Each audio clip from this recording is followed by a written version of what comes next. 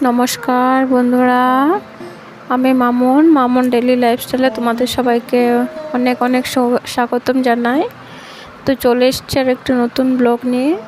তো আজকে সারাদিন আর ব্লগ করা হয়নি, তোমাদের সাথে একবারে ডাইরেক্ট রেডি হয়ে ঘুরতে বেরিয়ে ব্লগটা স্টার্ট করে দিয়েছি। দেখতেই পাচ্ছ কোথাও যাচ্ছি। তো হ্যাঁ, যাচ্ছি, বাজারে যাচ্ছি, একটু দরকার আছে, 2-3টা জিনিস ইমার্জেন্সি আমার কিনতে হবে। তো তার জন্য একটু বেরিয়েছি। আর এখানে জানো তো যে আমাদের আসামে অনেক সময় না সন্ধ্যার পরে বেরোলে ঠিক হয় একটু ঠান্ডা, কিন্তু এখানে যে সব 5টা-6টার ভিতরে মোটামুটি সব বাজার দোকানগুলো বন্ধ হয়ে যায়। তো খুব সকালেও খুলে, এখানে 6টার সময় বাজার দোকান খুলে যায়। তো আবার বিকাল 5টা-6টা নাগাদে সব বাজার দোকান প্রায় বন্ধ হয়েই যায়। এদিকে দেখুন না, পুরো রৌদ্রটা মুখে পড়ছে। এখন মনে হচ্ছে 4:30 বাজছে। তো সূর্য মামার তাপ আর কমছে না।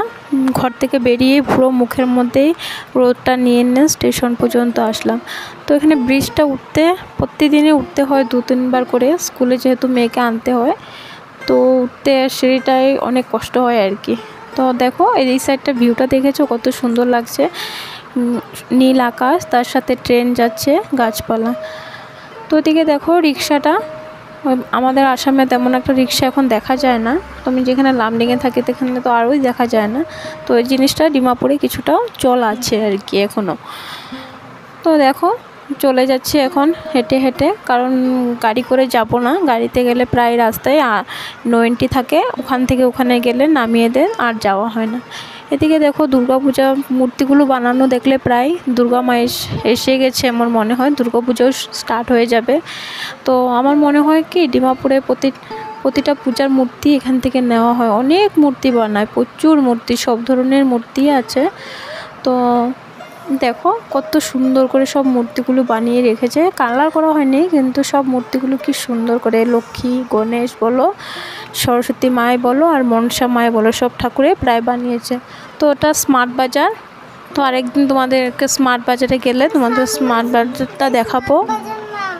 2-3 মাস পর যখনই বাজারে আসি, তো একদিন চেষ্টা করি একটু নিজেকে একটু থ্রেডিংটা, কিছু তো আর করা হয় না, তো থ্রেডিংটা একটু কিছু করে যায় আর কি। তো একটু চলে আসলাম, আবার একটু পার্লারেও ঢুকে গেলাম। তো থ্রেডিং করা শেষ, তো গলাটা পুরো শুকিয়ে গেছে, তো রৌদ্র পড়ছে। তো আইসক্রিম খাবো, দেখি অনেক দিন পরে এই আইসক্রিমটা খাচ্ছি। আগে ছিল দাম কত কম, আর এখন একটা আইসক্রিম বলছে 30 টাকা করে। তো কিনলাম, খেয়ে দেখি কীরকম হয়।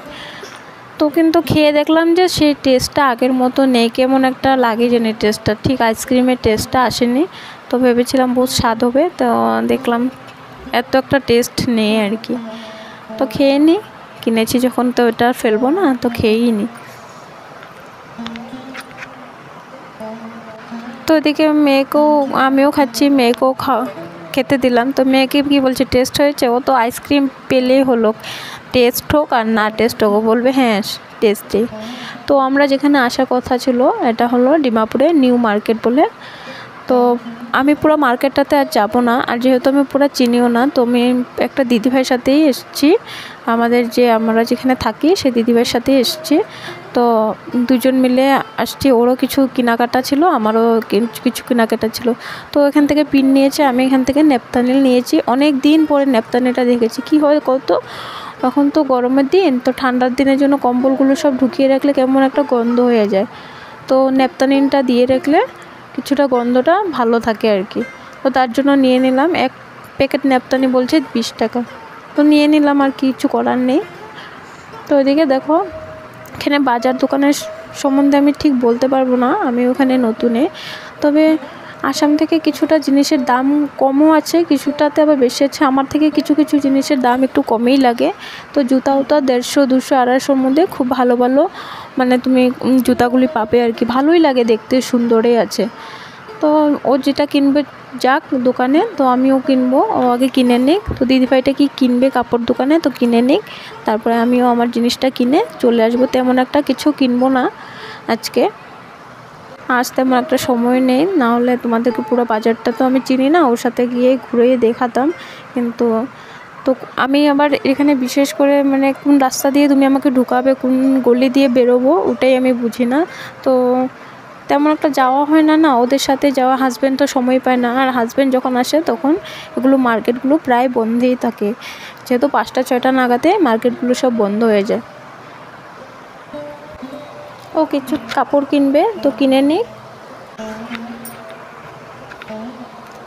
দেখুন আমার মেয়ে অল্প হেঁটে গরম লেগে গেছে, তার জন্য ভিতরে গিয়ে অল্প ফ্যানের হাওয়াও খেয়ে নিচ্ছে।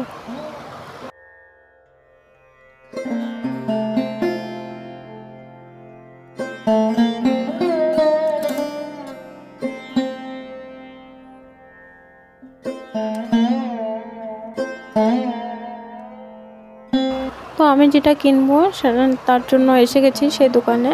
তো আমি কিনবো ঘর মোছনি ডান্ডা একটা। তো আমার অনেক দিনই হয়েছে ডান্ডাটা, আগের ডান্ডাটা কেমন যেন একটা ভাঙেনি, মানে কাপড়টা হয়তো মানে ডান্ডার কাপড়টা কমে গেছে, তার জন্য ঘরটা মুছে আরাম লাগছে না। তো ডান্ডাটা নেব, আর মেয়ের জন্য 2টা খাতা নেব, আর কিছু টুকটাক নেব। এগুলোই আমি আজকে বাজার করবো, তেমন একটা কিছু কিনবো না। তো এদিকে নিয়ে নিলাম ডান্ডাটা। এদিকে দেখো পাশে কত শুটকির দোকান, এখানে ভ্যারাইটির শুটকি। তো যেহেতু বুঝতেই পারছো নাগাল্যান্ডে। তো এদিকে দেখো দুর্গাপূজার জন্য মনে প্রতিটা দোকানে কাপড় উপর তোলা হয়ে গেছে। অনেক সুন্দর সুন্দর গাউন, কুর্তি আর সারারা ড্রেস বলে, অনেকই সুন্দর লাগছিল।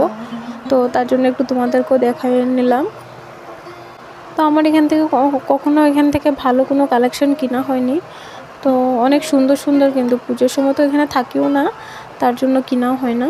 তো আমি তো বেশিরভাগ ঘরে গিয়েই কিনি, তো ওখানেই কিনা হয়।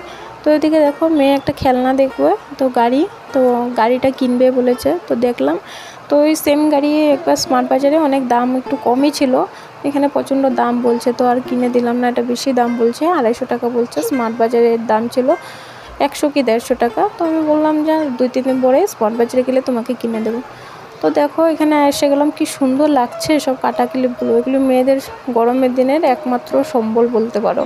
তো আমি কিছু নেব না, ও দিদিভাইটাই নেবে বলছে এখান থেকে, তো নিয়ে নে। তো আমি নেব না বলেও মেয়ের জন্য গাটারটা কিনে নিলাম, চুলবান্ধা। তো মেয়ে প্রচণ্ড নষ্ট করে জানো না, তো স্কুলে গিয়ে প্রতিদিন বেঁধে দিই আর প্রতিদিন খুলে ফেলে চলে আসে, একদিনও ঘুরিয়ে নিয়ে আসে না গাটারটা, চুলটা খুলে ফেলে দেয়। তো ওদিকে দেখো মেয়ের জন্য খাতা কিনতে কিনতে এখানে ফ্যানটাও দেখে নিলাম। তো ফ্যানগুলো না প্রচণ্ড দাম বলে, 750, 800, 400, 300-র নিচে কোনো ফ্যানই নেই। তো ওদিকে অল্প ফুচকার পাঁপড় নিয়ে নিলাম, দিদিভাইও নিয়েছে, আর অল্প পাস্তা নিয়েছে। তো ওদিকে দেখো আবার সাইডে একটা ফাস্টফুডের দোকান ছিল, তোমাদেরকে দেখিয়ে নিলাম। ললিপপগুলো দেখতে ভালোই লাগে, কিন্তু ঠিক খেতে আমার ইচ্ছা করে না, এগুলো অনেক দিন ভেজে রেখে দেয় মনে হয়। তো দেখো সাইডে ফল দোকান একটা ছিল, তো অল্প ফলও নিয়ে নিলাম, মেয়ে বলছিল। তো এখানে ড্রাগন ফলটা দেখতে পাচ্ছ, একটা নিলাম। প্রচণ্ড দাম, এটা কেজি বলছে 600 কি 700 মনে হচ্ছে। তো একটাই নিলাম, বেশি নেইনি। তো আমাদের বাজার করা হয়ে গেছে। এই গলিটা দেখতে পাচ্ছ, এখানে পুরো লাইনটাতে তোমাদের ফুচকার দোকান বলো, পাপড়ি চাট, আইসক্রিম, কর্ন, এইসবের দোকান পুরো গলিটায়। আমি তো তেমন বিকালবেলা এখানে আসা হয় না, একটা আসলেও সাইডে একটা এই দোকানটাতে প্রায় সময় আমরা ফুচকা খাই, কিন্তু আমি পুরো ভিডিওটা করতে পারলাম না।